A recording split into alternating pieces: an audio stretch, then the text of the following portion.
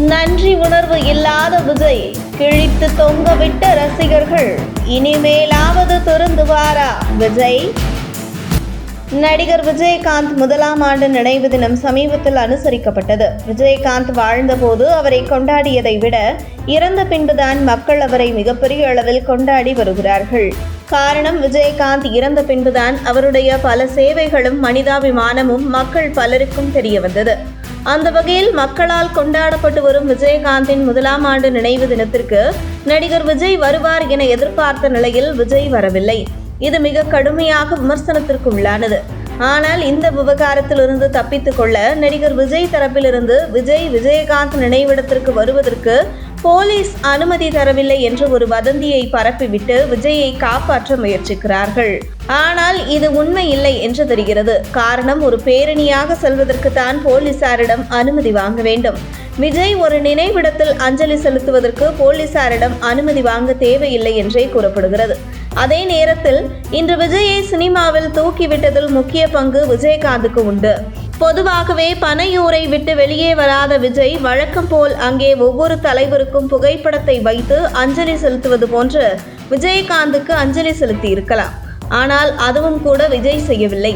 குறிப்பாக அவருடைய சமூக வலைதள பக்கத்தில் கூட விஜயகாந்தின் முதலாம் ஆண்டு நினைவஞ்சலிக்கு ஒரு பதிவு கூட போடவில்லை விஜய்.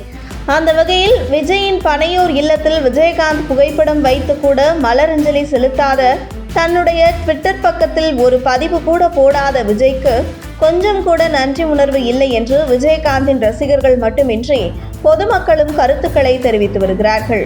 இந்த நிலையில் விஜயகாந்தின் நினைவிடத்திற்கு அஞ்சலி செலுத்த விஜயின் தரப்பிலிருந்து அவருடைய கட்சியின் பொதுச் செயலாளர் புஷி ஆனந்த் சென்றிருந்தார். அப்போது அங்கே கூடியிருந்த விஜயகாந்த் ரசிகர்கள் விஜய் வரவில்லையா என்று புஷி ஆனந்திடம் கேட்டார்கள்.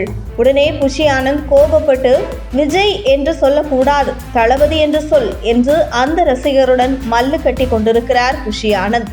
விஜய் வரவில்லையா என்று ஒரு ரசிகன் கேட்கும் பொழுது விஜயகாந்த் மனைவியிடம் தளபதி பேசிவிட்டார், விஜய் அல்லது படப்பிடிப்பில் இருக்கிறார் என்று ஏதாவது ஒரு பதிலை சொல்லி சாமர்த்தியமாக புஷி ஆனந்த் அங்கிருந்து சென்றிருக்க வேண்டும்.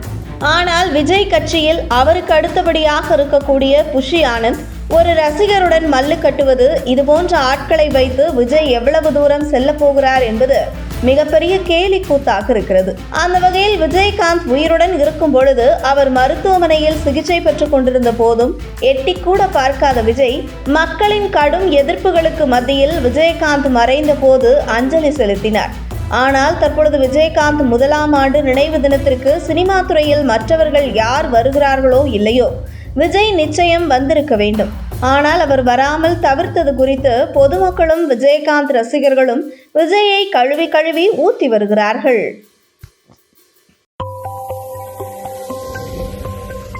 உங்கள் தின சேவல்.